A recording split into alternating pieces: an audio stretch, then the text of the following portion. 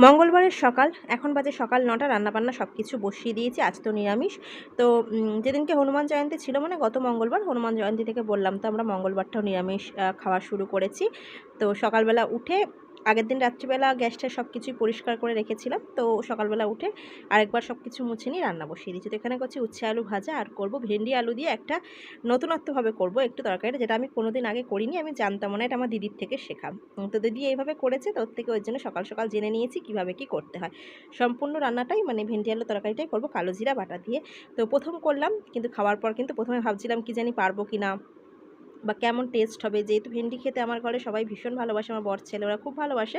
ভাবলাম করেই একটু দেখা যাক। এখানে টমেটো, কাঁচা লঙ্কা আর কালো জিরা, তো এটাকে মিক্সিতে পেস্ট করে নেবো। আর ভেন্ডি আর আলুগুলোকে একটু যেরকম মাছের ঝোলে আমরা যেরকম আলু দিই লম্বা লম্বা করে, সেরমভাবেই কেটে নিয়েছি। আর এদিকে আমার ভাজাটাও হয়ে গেছে, উচ্ছে আলু ভাজাটা। আর গরমের সময় তিতো তো খেতে ভালোই লাগে। তিতোর রোজ একটা তিতোর কিছু আইটেম রাখি, সেটা নিম পাতা হোক বা আলু উচ্ছে ভাজা, উচ্ছে আলু সিদ্ধ আর উচ্ছে আলু ভাজাটাই আমার ঘরে খেতে সবাই বেশি ভালোবাসে। উচ্ছে দিয়ে কুমড়ো দিয়ে আমার আবার ভালো লাগে, কিন্তু আমার বর ছেলে খুব একটা পছন্দ করে না, ওই জন্য আর করি না। তো ওই জন্য উচ্ছে আলু ভাজাটা আগে ভেজে তুলে নিয়েছি, একদম হালকা তেল দিয়েই করলাম। আর এখানে ভেন্ডি আলু তরকারিটা একটু বেশি পরিমাণ তেল দিয়েছিলাম, দিয়ে এখানে ভেন্ডি আর আলুটাকে নুন হলুদ দিয়ে ভাজা ভাজা করে নিয়েছি। একটু ভাজা হোক, ভাজা না হলে ভেন্ডির মধ্যে যে মানে এই লোদ লোদ ব্যাপারটা, এটা ঠিক যায় না আর কি, একটু ভালো করে ভেজে না নিলে। তো এর জন্য একটু ভালো করে নুন হলুদ দিয়ে লাল লাল করে ভেজে নিয়েছিলাম। আর ওখানে ওটা একটা পেস্টও বানিয়ে নিয়েছি কালো জিরা, টমেটো আর কাঁচা লঙ্কা দিয়ে। তো একটু প্রথম দিন করছিলাম, ভাবছিলাম কেমন হবে না হবে, কিন্তু খাওয়ার পর কিন্তু বেশ ভালো লাগছিলো। দিদিও বললো করে দেখ, যেভাবে বলছি ভালোই লাগে। তো এখানে এই যে যেটা বাটা পেস্ট করে রেখেছিলাম কালো জিরাটাকে, সেটাকে দিয়ে দিলাম। খুব বেশি পরিমাণ দিলাম না, কালো জিরার পরিমাণটা বেশি হলে তিতকুটে হয়ে যায়, তখন টেস্টটা ভালোর জায়গায় আরও খারাপ হয়ে যায়।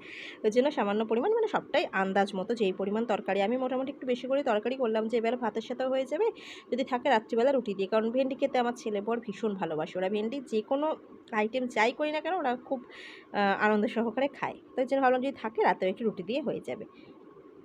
কি সুন্দর একটা কালার এসেছিলো। আর এখানে এক্সট্রা করে কোনো লঙ্কার গুঁড়ো, জিরের গুঁড়ো, ধনের গুঁড়ো কিচ্ছু না, শুধু একটু হলুদ গুঁড়ো দিয়েছিলাম। নুন তো আগেই দিয়েছিলাম মানে ভাজার সময়। আর এখানে পরিমাণ মতো জল দিয়ে এটাকে এখন ঢাকা দিয়ে দেবো। একটু গামাখা ঝোল ঝোল মতো রাখবো, সেই পরিমাণে আন্দাজ মতো জল দিলাম। আর এই তরকারিটা একটু মিষ্টি মিষ্টি, আমিও যেমন রান্নায় মিষ্টি খেতে পছন্দ করি, আমার দিদিও তাই, আমার মাও তাই আর কি। আমাদের মানে বাপের বাড়ির দিকে একটু রান্নায় মিষ্টির চলটা আছে আর কি, খেতে ভালো লাগে। আর সত্যি তাই, রান্নায় যদি একটু ঝাল মিষ্টির ব্যালেন্সটা না হয় ঠিক ভালো লাগে না। তো এখানে আলু ভেন্ডি ভালো মতো সিদ্ধ হয়ে গেছে, এইটুকু ঝোল থাক। আর দিয়ে দিলাম বেশ খানিকটা পরিমাণ চিনি।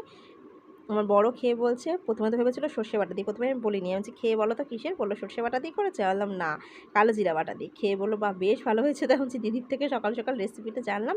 যে নিরামিষের দিনগুলো একটা চিন্তা থাকে কি করব, যেহেতু ভেন্ডিটা করলে ওরা মানে কারোর কোনো আর খাওয়া নিয়ে ঝামেলা থাকে না, ভেন্ডিটাই করি। আর এখানে এই যে এখন ছেলেকে মেখে, ছেলে তো স্কুলে যাবে, ওর আজকে স্কুল আছে, ওদের একটু তাড়াতাড়ি ছুটি হয়ে যাচ্ছে, কিন্তু স্কুলটা আছে। আর ওখানে নুন চিনির জল 1 গ্লাস করে রেখেছিলাম, ভাত ঠাত খেয়ে একটু নুন চিনির জল খাইয়ে স্কুলে পাঠাবো। Good morning. ছেলে তো এই স্কুলে বেরিয়ে গেল, চশমাটা পরলে এখন দেখা যায় না। ছেলে তো এই বেরিয়ে গেল, হাজবেন্ড উঠতে গেল। ভাত ভেন্ডি তরকারিতে যেটুকু দিলাম আর খেতে পারলো না, গরমের মধ্যে খেতেই পাচ্ছে না। উচ্ছে আলু ভাজাটা দিয়ে খেলো, উচ্ছে ভাজাটা একটু ভালোবাসে তো খেলো। ভেন্ডি আলু তরকারি দিয়ে মেখে দিলাম, 2 গাল খেয়ে উঠে গেল। তাহলে আমি খেতে পারছি না মা। টিফিনে একটুখানি ফল কেটে দিলাম, এই যে একটু আপেল, পেয়ারা আর শসা। 4:15 ছুটি ওদের, এই গরমের কটা দিন মনে হয় 4:15 ছুটি দিয়ে দেবে। যাই হোক চলে আসবে তাড়াতাড়ি। তো দেখে তো রান্না হয়ে গেল, একটু আমের চপ করবো ভেবেছিলাম। এই দেখো লাউ শাক রয়েছে, এটা করবো না, ভালো লাগছে না, খাবে কে এত। ভাতটুকু আর খাইনি, 2 গাল মুখে দিয়ে দিলাম, আর খেলো না, এটা আমি খেয়ে নেবো। একটুকু শসা পেয়ারা দিইনি, বলো অত দিও না, আমি খেতে পারবো না, চলে আসবে দিয়ে তাড়াতাড়ি। নুন চিনির জলটাও দেখো হাফ খেয়েছি, কিচ্ছু খেতে পাচ্ছে না ছেলেটা এই গরমে।